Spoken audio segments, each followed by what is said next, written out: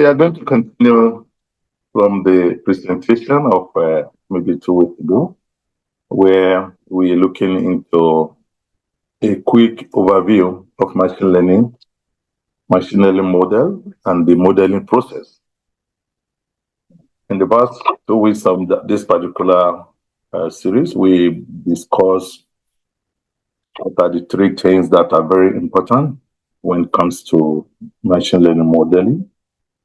And also we look into the iterative process of machine learning processes.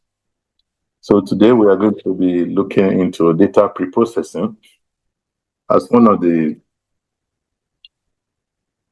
starting point in the modeling of events using machine learning approach. Data preprocessing could be what we actually need to get what we are expecting. We spoke about the concept of smart data or smart feature and smart classifier. And we all agree that it's better to have a smart feature than looking for a smart classifier. Because in reality, if your data is really bad, you may not be able to get any classifier that will be able to model it correctly. Therefore, we are highly encouraged in the last presentation where we talk about the 3 things that matters. We started with the feature, and then we moved to the actual hypothesis after the training. So this is being presented under our important clarification series with the theme always let the data speak. Always let the data speak. We've had in the past, we will be referring us to one of our presentations we had in the past. It was called How Much of Data Preprocessing is Necessary. See, some of the data preprocessing are optional procedure, they are optional. However, as optional as they could be what you need to actually get the excellent result you are looking for. However, we have to do it in a systematic and very careful way and professional way.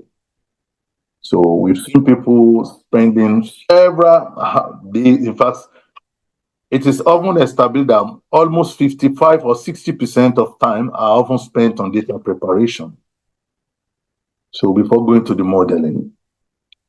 However, following the principle of let the data speak, it is always good to go ahead with do the basic preprocessing that is absolutely necessary.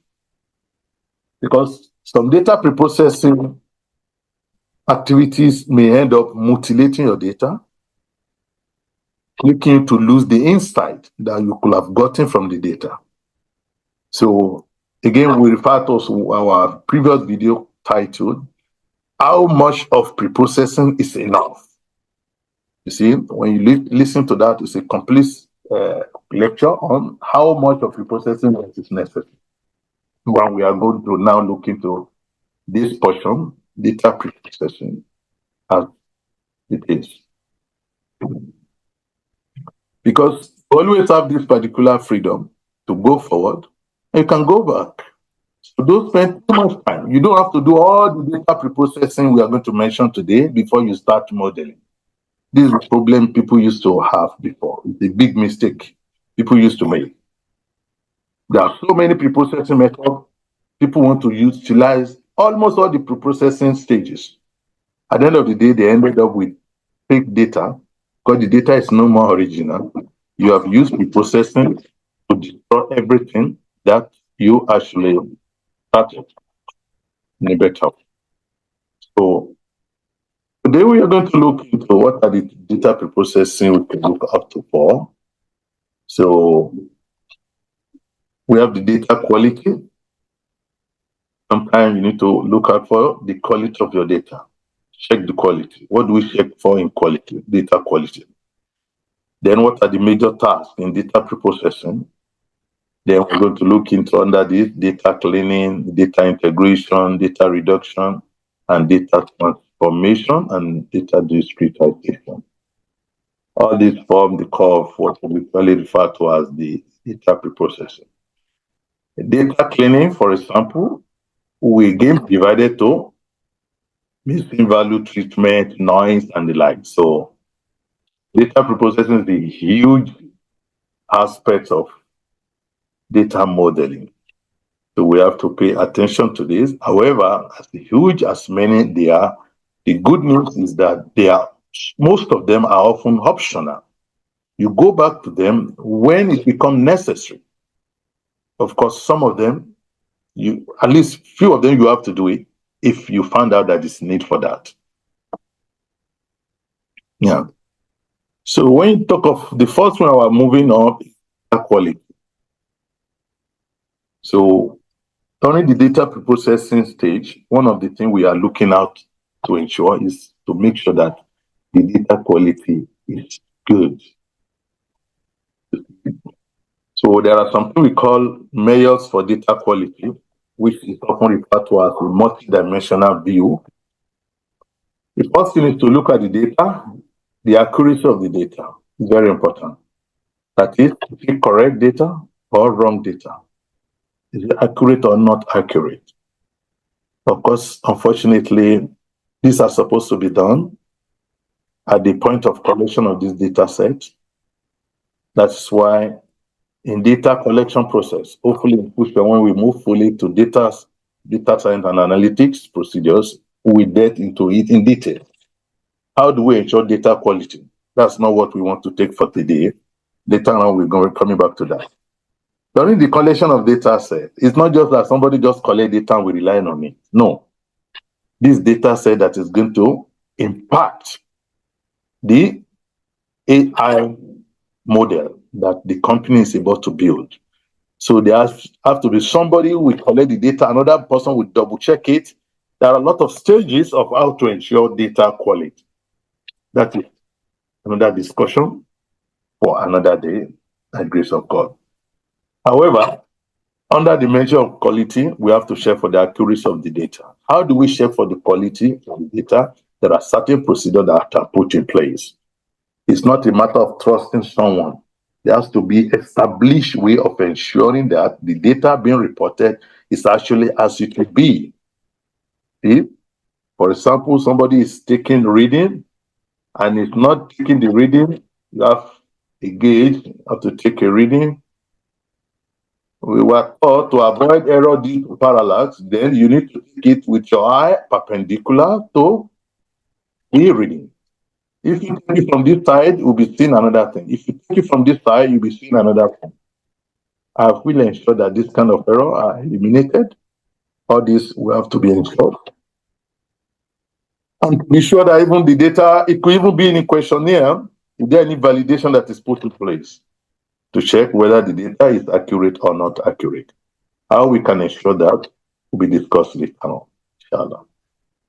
Completeness, another data quality measure that we check. So sometimes the data is not complete, either because it is not recorded or it is unavailable. See? We also have what we call consistency. See? We have the idea of dangling, data that is dangling. Some are modified, but some are not. There's no consistency in it. We know all the data set has been changed in a particular format of date, but some few of them are not in the format of the new one. There's no consistency. You are using date, month, day, and year for majority of the data set. Just down, you see some of them having day, month, and year. This is data inconsistency. In data quality checking, we have to look into this. Timeliness. So has been be timely updated, especially where we are talking of big data. When the idea of big data comes in, timing is very, very important. Because data is changing, has it been updated accordingly? The data you are using, is it the most updated one or obsolete one? Imagine Someone is traveling, they go to a city, then Google Map detected it's in city A. They send alert to all those companies that want to advertise. They start sending you messages. Beside your hotel here, there's a promotion going on. So meanwhile, you decided to change your mind, you continue to city B. You are now here. Have to be updated immediately. Otherwise, while you are in city B, they will be sending you promotional sales in city A, which doesn't make any sense. So that's why we talk about the concept of velocity when we look into big data, processing data that is in motion. Are start changing? Are they being updated? And that is why the idea of cloud computing comes into play. There is no time to download the data and then start processing it. The event, another event will have overtaken what you wanted to process. Can we do it in a timely manner? That some of the data quality mayor. Otherwise, the data is correct, but then it's obsolete. It's no more useful to this person because you already left.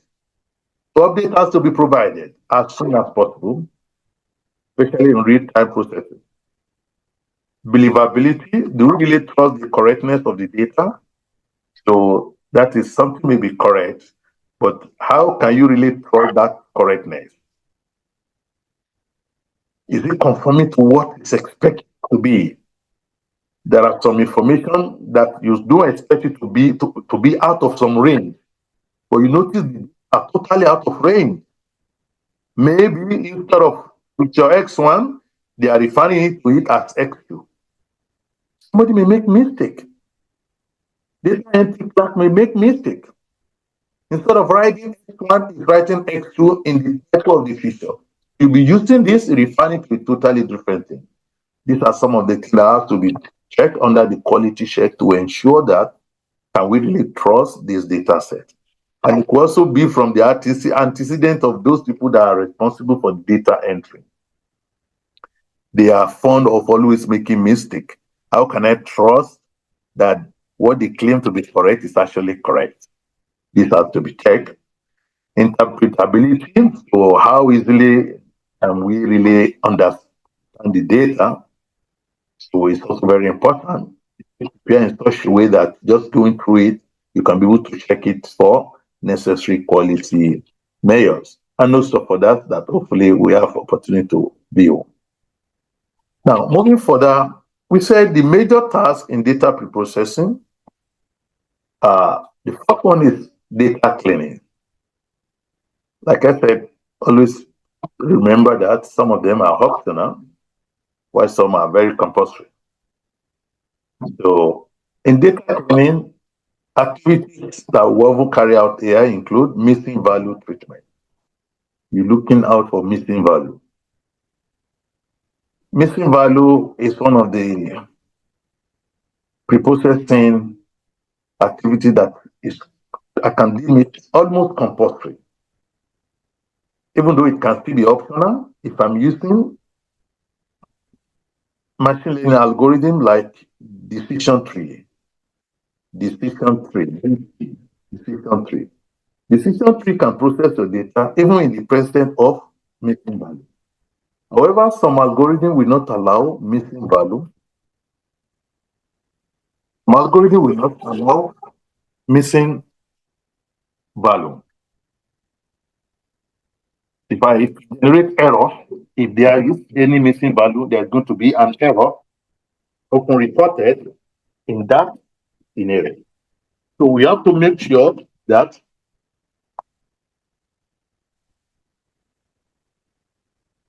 that's why I often agree that okay, we can categorize missing value as almost compulsory.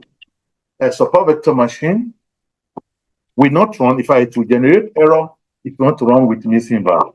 Why decision tree can still allow it. So that's why we can say that it is absolutely compulsory. If I'm using decision tree, I can still go ahead without doing missing value. However, majority of algorithms may not allow you if the missing value is still there. So why we can then agree that okay, missing value is very, very important. And the good news is missing value is always very easier to detect. So we're going to look at how do we detect missing value. Just looking through your data, you can see what are the missing value and how do we treat them. That is, missing value treatment is going to be another topic on its own, hopefully. Next week or a couple of weeks, we'll be looking at it. So, because missing value can cause a lot of trouble. So, what are the best way to treat the missing value? How do we treat it? How do we ensure that while treating missing value, we are not actually creating more problem for the modeling? All this a question will be answered when we move to missing value treatment. God willing. Then we also need to smooth noisy data. Smooth the noisy data. So when you say there's noisy data, it could be due to recording of the data, like error due to parallax, I mentioned as an example. Instead of 2.01, you recorded 2.0. So you might have to deal with it. A lot of method. How do we treat noisy data? Outliers sometimes. Sometimes outlier, which is totally out of range, they form under data cleaning. And sometimes you might have to also resolve data inconsistencies. The data inconsistency. In front of the same record, you are seeing something that is not supposed to be there. Seeing somebody is underage, and then when you see the age is above 40. Something is wrong. There's a column in that record that bears underage or not underage. That record has underage under that feature. However, when you go to the age, it has over 40 years. That means something is wrong. How can 40 years of age be underage? We call it data inconsistency. You have to resolve it. You go back to the source of the data. Something is wrong. There are people who specialize in looking at this, and this is why often data science and machine learning modeling is often recommended to be a group work. But there are so many things that you may have to look into. That as an individual, it may be practically impossible for you to do everything. However, it is often recommended that we solve data science problem in a team. Some says optimum team 5 to 6 or 4 to 5, depending on the problem we're solving. So you have to deal with a lot of procedures at every stage of the modeling. Then we have the data integration, part of the data preprocessing task. This is sometime where you might have to integrate multiple files or database, either from different branches of the company. Sometimes it's necessary. Sometimes we want to introduce uniqueness to our modeling. We want heterogeneous data sets. See?